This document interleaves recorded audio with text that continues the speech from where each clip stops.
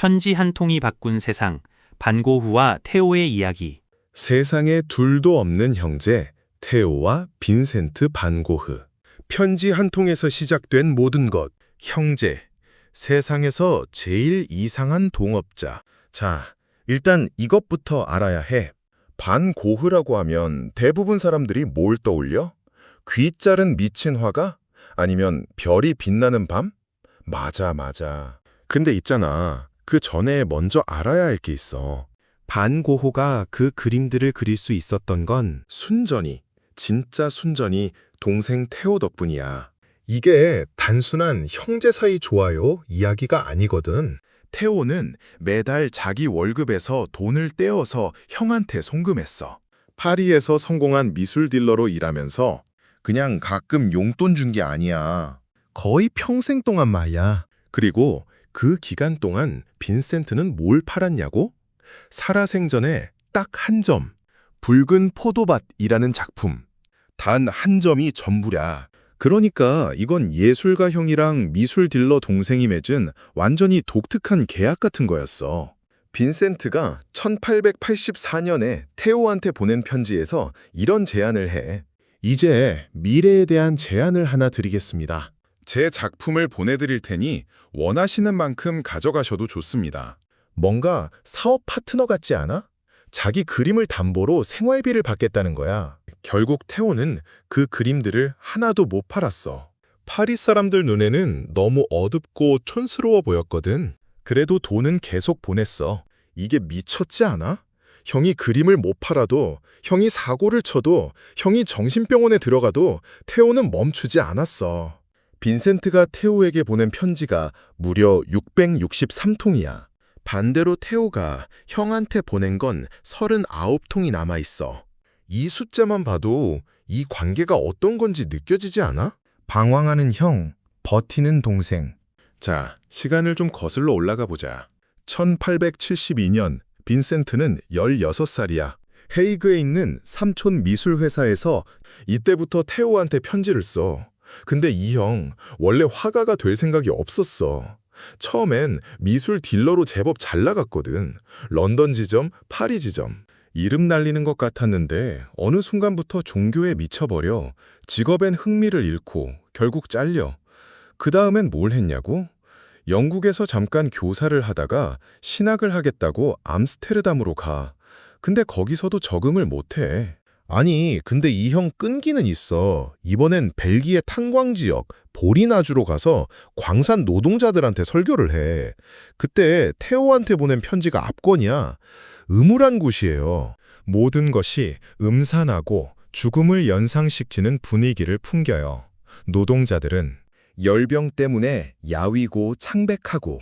여기서 잠깐, 보통 화가들 이야기 보면 나는 어려서부터 그림이 좋았다는 식이잖아. 반 고흐는 27살에 처음 붓을 잡았어.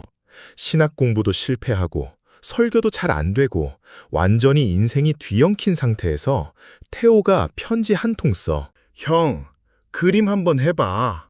이게 전부야. 이 한마디가 역사를 바꿨어. 테오 말고 이 결정을 응원한 사람 거의 없었어. 부모님은 사회에 실패한 놈이라고 생각했고 1885년에 아버지가 돌아가시자마자 빈센트는 안트베르펜으로 훌쩍 떠나고 다시는 네덜란드로 돌아오지 않아. 파리, 그리고 세계 폭발. 여기서 진짜 웃긴 에피소드 하나. 1886년 2월. 빈센트는 갑자기 파리에 나타나. 예고도 없이. 테오가 혼자 살고 있는 아파트에 그냥 짐 들고 들이닥친 거야. 편지로 이렇게 통고했어. 사랑하는 테오, 내가 갑자기 왔다고 화내지 마. 많이 생각해봤는데 이렇게 하는 게 시간을 절약하는 데 좋을 것 같아. 야, 이게 형제간에 할 소리야. 아무리 봐도 민폐잖아. 근데 테오는 화를 안 냈어. 같이 살았어. 거의 2년 동안. 파리에서 빈센트는 완전히 달라져. 앙리드 툴루즈 로트렉, 에밀 베르나르 같은 새로운 세대 화가들을 만나고 인상주의 화풍에 눈을 뜨고, 그리고 이게 진짜 중요한데 일본 목판화, 즉 우키요에에 매료돼. 여기서 테오가 또 결정적인 역할을 해. 미술계의 인맥이 두터웠던 테오가 빈센트가 우키오에를 수집하는 걸 도와준 거야. 이 일본 판화의 영향으로 반고흐 특유의 강렬한 색채, 두꺼운 붓터치, 대담한 윤곽선이 탄생해. 어두침침했던 네덜란드 시절 그림들이 갑자기 노란색, 파란색, 주황색으로 폭발해버리는 거야. 아르의 노란 집, 화가들의 유토피아. 파리 생활 2년 만에 빈센트는 또 떠나. 도시 생활이 실증났거든. 이번엔 프랑스 남부 아르. 그가 일본 판화에서 본 빛과 색채, 그걸 실제 자연에서 찾고 싶었던 거야. 아르에서 빈센트는 노란 집을 빌려. 그리고 꿈을 꿔. 화가들의 공동체를 만들겠다는 꿈. 혼자 그림 그리는 건 의미가 없다. 함께 살면서 서로 영감을 주고받아야 한다고 진심으로 믿었거든. 1888년 5월 테오한테 이런 편지를 써. 화가들이 혼자 사는 건 항상 우스꽝스럽다고 생각했어요. 고립되면 늘 손해만 보죠. 이 꿈을 이루기 위해 빈센트가 점찍은 사람이 있어. 바로 폴 고갱.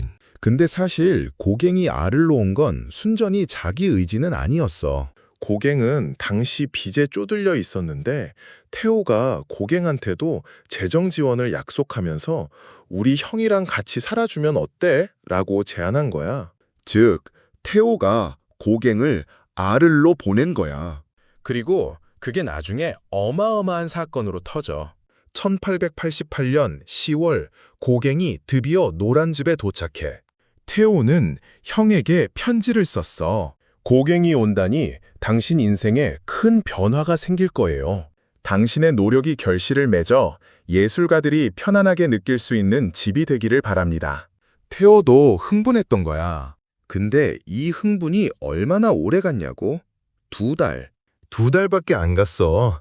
그 밤 노란 집에서 무슨 일이 있었나? 1888년 12월 23일. 크리스마스 이틀 전. 이날 밤에 무슨 일이 있었는지 130년이 지난 지금도 정확하게 아는 사람은 없어. 이게 미술사 최대의 미스터리 중 하나거든. 그냥 고갱이랑 싸우고 귀를 잘랐다는 거 다들 알잖아. 근데 그게 전부가 아니야. 설 1. 고갱이 잘랐다. 독일 예술사학자 한스 카우프만과 리타 발데간스가 2009년에 이런 주장을 내놨어. 고갱은 펜싱을 취미로 배웠고 심하게 다투다가 고갱의 칼에 귀가 잘렸다는 거야. 빈센트는 친구를 보호하기 위해 내가 잘랐다고 거짓말했다는 것. 근거로는 귀 상처 스케치에 쓰인 익투스라는 단어가 원래 펜싱 용어로 치다라는 뜻이라는 걸 들어. 근데 다른 전문가들은 증거 불충분이라고 반박했어. 썰 2. 고갱 때문이 아니라 테오 때문이다? 이게 진짜 충격적인 이야기야. 영국 미술사가 마틴 베일리가 반고흐 미술관 기록 보관서를 파헤쳐서 발견한 거야. 빈센트가 귀를 자른 날인 바로 그날 1888년 12월 23일에 테오의 약혼 통지 편지를 받았다는 것이 거의 확실하다는 주장이야. 테오가 12월 21일에 어머니한테 결혼 허락을 구하는 편지를 보냈다는 기록이 남아있고 약혼녀의 오빠도 같은 날 편지를 받았거든. 즉, 고갱이랑 싸운 게 그냥 방화세였고 진짜 이유는 테오를 잃을지도 모른다는 공포였다는 거야. 생각해봐. 빈센트한테 테오는 단순한 동생이 아니야. 후원자이자 유일한 친구이자 감정 쓰레기통이자 생활비 보내주는 사람이야. 그런 테오가 결혼을 한다? 이제 돈도 관심도 다 아내한테 가겠지? 이 불안감이 폭발한 거야. 그런데 베일리는 테오의 약혼 소식이 근본적인 이유는 아닐지 모르지만 파괴적인 행동을 유발했다고 주장했어. 귀를 준 사람도 사실 달라. 또 하나, 흔히 귀를 창녀한테 줬다고 알려져 있는데 미술사학자 버나뎃 머피의 연구 결과에 따르면 그 여성은 레이첼이라는 창녀가 아니라 가브리엘이라는 이름의 젊은 하녀였어. 치료비를 벌기 위해 그 마을에서 일하던 가난한 여성이었고 불쌍하게 여긴 빈센트가 귀를 잘라 그녀를 돕고 싶었다는 게 머피의 주장이야. 그리고 귀도 얼마나 잘랐냐고?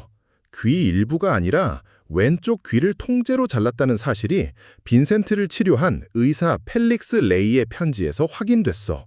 이 사건 소식을 듣고 테오는 파리에서 밤새 기차를 타고 아를로 달려왔어. 근데 딱 하루 머물고 또 파리로 갔어. 왜냐고? 약혼녀랑 크리스마스를 보내야 했거든. 형을 병원에 혼자 남겨두고. 정신병원에서 피어난 그림들. 귀 사건 이후 빈센트의 정신건강은 롤러코스터를 탔어. 한 번은 동네 주민 30명이 저 미치광이 화가가 위험하다는 탄원서를 냈어. 빈센트는 결국 스스로 결정해. 나 정신병원 갈게. 자발적으로 생레미드 프로방스에 있는 생폴모솔 요양원으로 들어간 거야.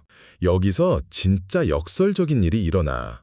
정신병원 안에서 그는 끊임없이 그림을 그렸어. 이 시기 작품들이 얼마나 대단하냐면 우리가 알고 있는 반 고흐 최고의 명작들이 대부분 이 시기에 나왔어. 별이 빛나는 밤도 여기서 그렸어. 정신병원 창문 너머로 본 풍경이야. 근데 웃긴 건 반 고흐 자신은 이 그림을 별로 안 좋아했어. 테오한테 보낸 편지에서 이 그림을 야간 연구 정도로만 간략하게 언급했어. 실패한 실험이라고 생각한 거야. 지금 이 그림 가격이 얼만지 알아? 억 단위도 아니고 조 단위야. 이 아이러니. 그리고 이 시기에 아몬드 꽃도 그렸어.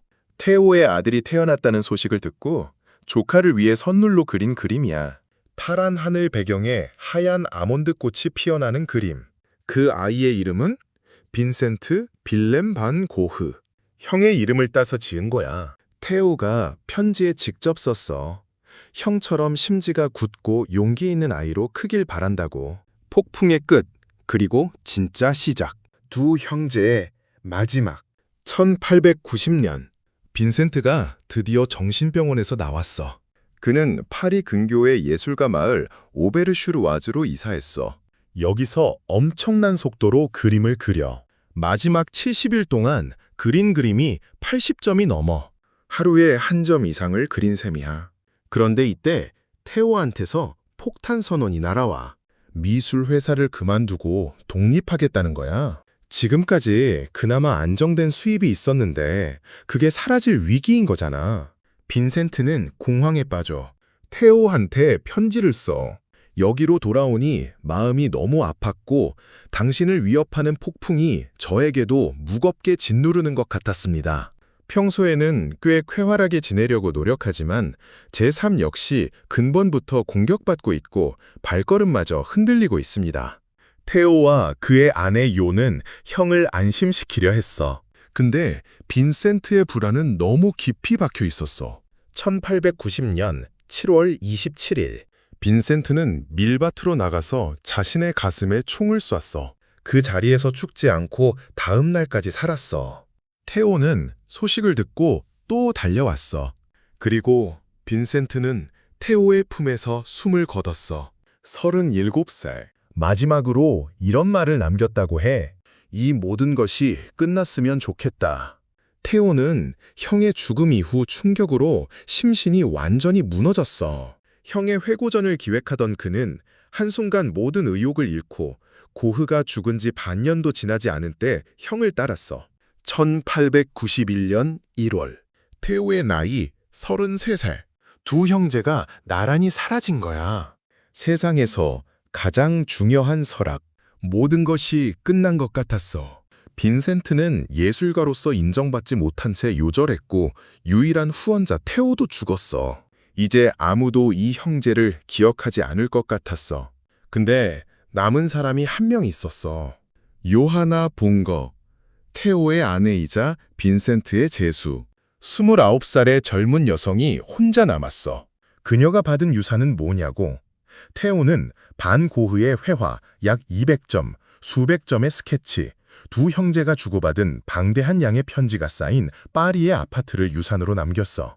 미술의 문외한이었던 요하나 입장에선 그냥 애물단지였어. 근데 요하나는 그냥 포기하지 않았어. 그녀는 이 작품들을 들고 유럽 여기저기를 돌아다니며 전시회를 열었어. 편지들을 정리해서 1914년에 책으로 출판했어. 빈센트가 보낸 844통의 편지 중 663통은 테오에게 쓴 것이었어. 그리고 세상은 서서히 반고흐를 발견했어. 죽은 지 50년이 지나서야 대중적 인기를 얻기 시작했고 1973년에는 율리아나 여왕이 암스테르담에 반고흐 미술관을 열었어. 지금 이 미술관에 연간 200만 명이 찾아와. 테오가 없는 빈센트도 있을 수 없었다. 그리고 세상도 요한나 없이는 빈센트 반 고흐를 알지 못했을 것이다. 이 말이 전부야. 그리고 마지막으로 빈센트가 테오한테 1888년에 보낸 편지 한 구절이 있어. 뭔가 자기 미래를 알기라도 했던 것처럼 제 그림이 팔리지 않으면 어쩔 수 없죠. 하지만 언젠가는 사람들이 제 그림이 물감값과 제가 그림에 쏟아부은 얼마 안 되는 생활비보다 훨씬 더 가치 있다는 걸 알아봐 줄 거예요. 2022년 12월 뉴욕 크리스티 경매에서 반고흐의 사이프러스 나무가 있는 과수원이 약 1,600억 원에 낙찰되었어. 빈센트 반 고흐의 삶에 대해 우리가 알고 있는 대부분은 평생 동안 그를 지지하고 옹호했던 형 테오에게 보낸 편지에서 비롯돼. 형제애. 테오 반 고흐는 빈센트에게 돈과 조언을 주고 동생의 작품 활동을 지지하며 예술가로서의 진로를 개척하도록 이끌었어. 테오의 미망인 존은 결국 반 고흐가 사후에 역사상 가장 위대한 예술가 중 한 명으로 인정받는데 결정적인 역할을 했어. 유산과 인정. 테오는 형의 작품을 기리는 추모 전시회를 기획했지만 얼마 지나지 않아 신경쇠약에 걸려 1891년 초에 세상을 떠났어. 테오의 미망인 요 반고흐 본거는 빈센트의 작품을 널리 알리기 위해 노력했고 1914년에 테오에게 보낸 빈센트 편지들을 출판했어. 요가 사망한 후 그녀의 아들 빈센트 빌렘 반 고흐는 삼촌의 그림들을 암스테르담의 스테델릭 미술관에 대여했어. 그리고 1973년 율리아나 여왕이 반 고흐 미술관을 개관했습니다. 현재 이 미술관은 연간 200만 명의 방문객을 유치하고 있어. 제 그림이 팔리지 않으면 어쩔 수 없죠. 하지만 언젠가는 사람들이 제 그림이 물감값과 제가 그림에 쏟아부은 얼마 안 되는 생활비보다 훨씬 더 가치 있다는 걸 알아봐 줄 거예요. 빈센트가 테오에게 보낸 편지, 알을 1888년 10월 25일